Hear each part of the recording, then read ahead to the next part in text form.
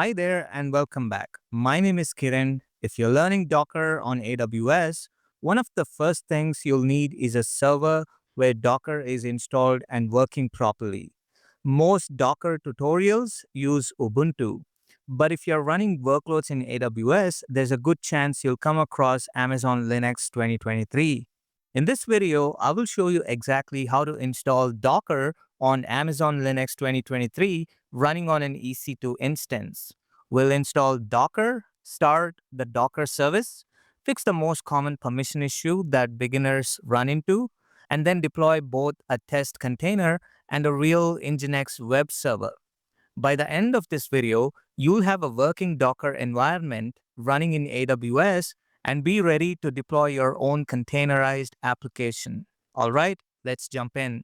First, let's start by creating an EC2 instance. I've already logged into the AWS Management Console, and I'm working in the US East 1 region. From the search bar, I will search for EC2 and open the EC2 service. Next, I will select Launch Instance. For the instance name, I will use Server01. Let me scroll down. For the operating system, I'm going to choose Amazon Linux. And for the Amazon Machine Image, AMI, I will select Amazon Linux 2023 with kernel 6.1. Moving on to the instance type. For this demo, either t2.micro or t3.micro will work just fine. I will leave t3.micro selected. Now for the key pair, I'm going to choose proceed without a key pair. If you already have a key pair, feel free to select it. For this demo though, I will continue without one. Next, I will scroll down to networking section. I'm going to use the default VPC and the default subnet. One thing I want to make sure of is that auto assign public IP is enabled.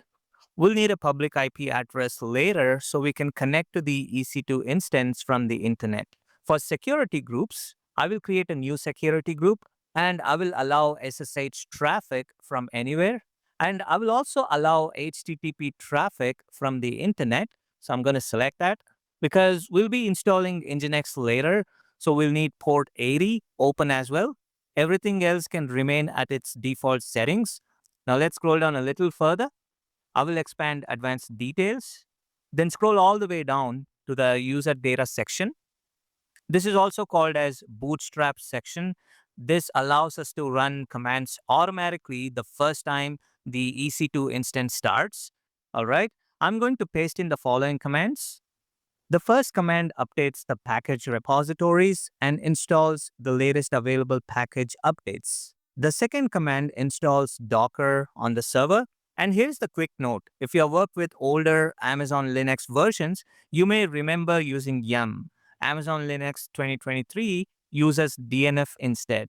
So that's why we are using these commands. All right, let me scroll down and click on Launch Instance. Now we just need to wait a few minutes while AWS provisions the EC2 instance. All right, the deployment has successfully completed. I will click on the instance ID and we can start working with the instance. Now that the instance is up and running, let's connect to it. Now I'm on the instance summary page, so I'm going to click on connect. For this demo, I'm going to use EC2 Instance Connect. You can see the public IP address of the instance here, and that is the instance we'll be connecting to.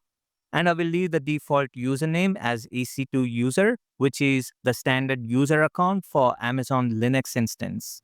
Everything looks good, so I will click connect. All right, the connection has been established successfully. And as you can see, we are now at the Linux command prompt. That means we are connected to the EC2 instance and we are ready to move on to the next step. Now let's make sure Docker was installed successfully. At the Linux command prompt, run the following command, docker ---- version. This command displays the version of the Docker that is installed on the server. If Docker was installed successfully through the Bootstrap script, you should see the Docker version information returned on the screen. All right. In my case, you can see the version number, which confirms that the Docker is installed and available on this EC2 instance. And with that, we are ready to start working with Docker. So Docker is installed, but we are not quite done yet. Installing Docker puts the software on the server. but the Docker service also needs to be running before we can use it. So let's start the Docker service. Run the following commands: sudo systemctl start Docker. That starts the Docker service immediately. Next, let's configure Docker to start automatically whenever the server reboots. That way, we don't have to manually start it every time the EC2 instance comes back online. Run sudo systemctl enable Docker, press enter. You should see a message confirming that the service has been enabled. Now let's verify everything is working as expected. So I'm going to run sudo systemctl status docker. Let me retype the command: sudo systemctl status docker. Press enter. This displays the current status of the Docker service. In the output, look for active running. If you see active running, that's exactly what we want. Next step is where a lot of beginners run into their first issue. Docker is installed, the Docker service is running, everything looks fine, but when you try to use Docker, you might get a permissions error. So let's see what happens.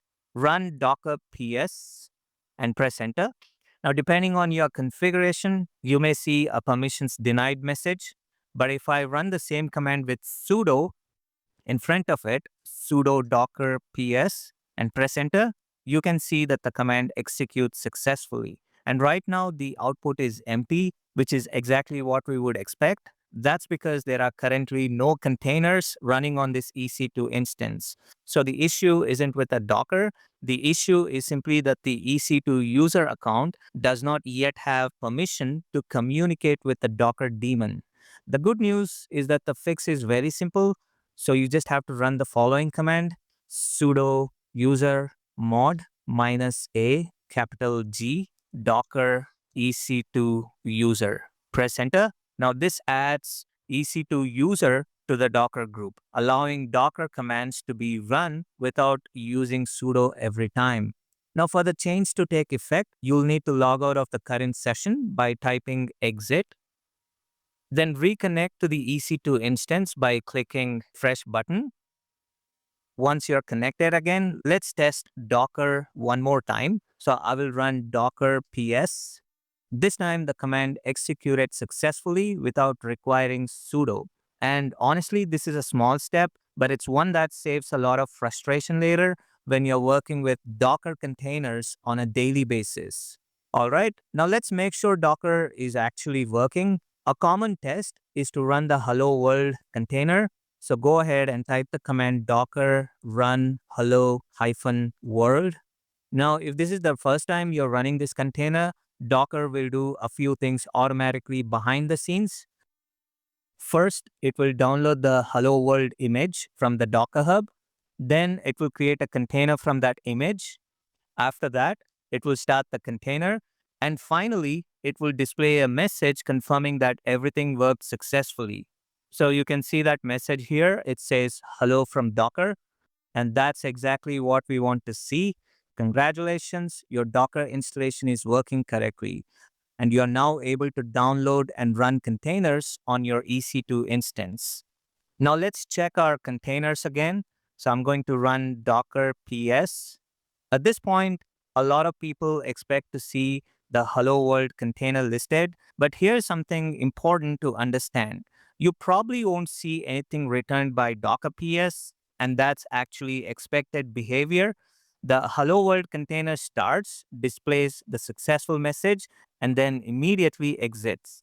Since docker ps only shows container that are currently running, the hello world container won't appear in this output.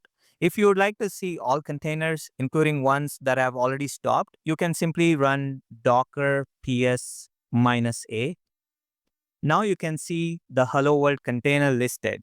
And if you look at the status, you'll notice that it has already exited successfully.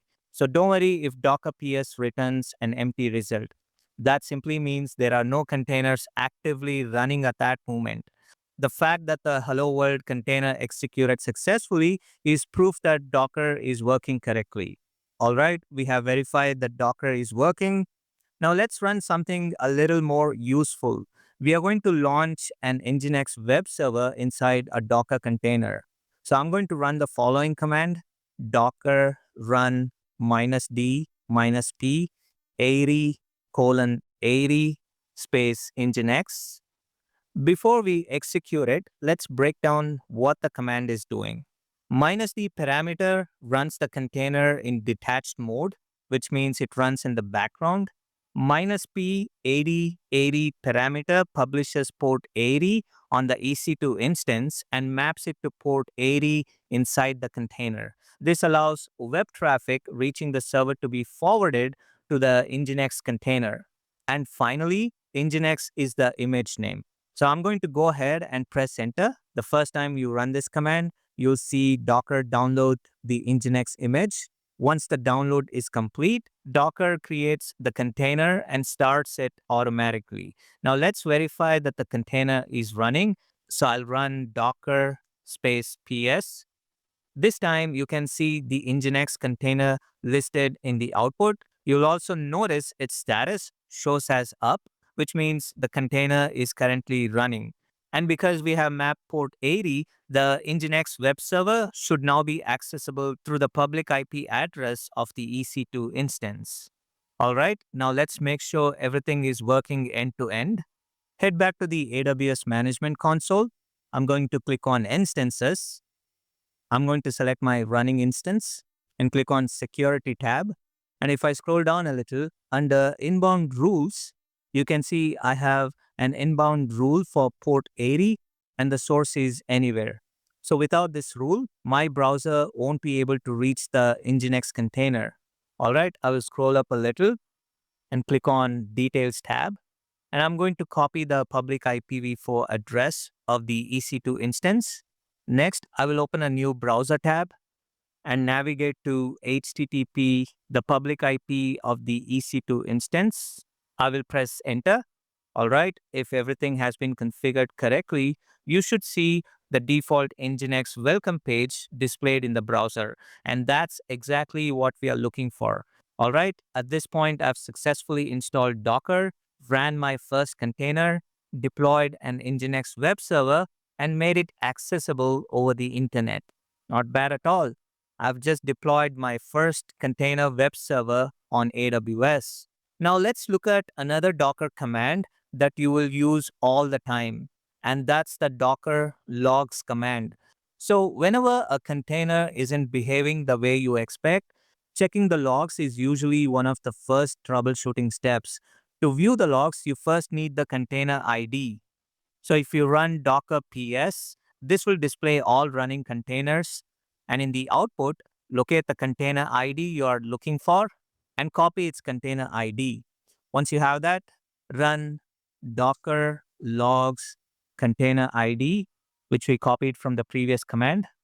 Let me paste that in, press enter. So now Docker will show the logs of this container. For an NGINX container, you will typically see startup messages, requests received by the web server, and other operational information. And honestly, this command can save you a lot of time. If a container fails to start, keeps restarting, or isn't behaving as expected, the logs are often the quickest way to figure out what's going wrong. So whenever you're troubleshooting containers, make a habit of checking Docker logs early in the process. All right, if you found this helpful, hit that like button and subscribe. If you want to support the channel, you can buy me a coffee using the link in the description, use the thanks button below, or support directly via PhonePe using the number shown on the screen. It really helps me keep making content like this. Thanks for watching, and I'll see you in the next one.